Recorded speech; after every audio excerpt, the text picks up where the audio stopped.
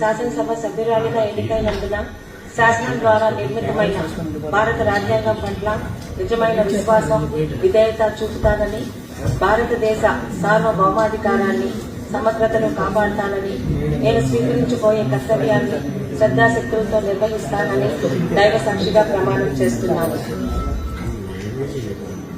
ఆంధ్రప్రదేశ్ శాసనసభ సభ్యురాలైన గౌతు శిరీష అనే నేను సభ నియమాలకు కట్టుబడి ఉంటానని, వాటిని అనుసరిస్తానని, సభ మర్యాదలను పాటిస్తానని, సాంప్రదాయాలను గౌరవిస్తానని దైవ సాక్షిగా ప్రమాణం చేస్తున్నాను.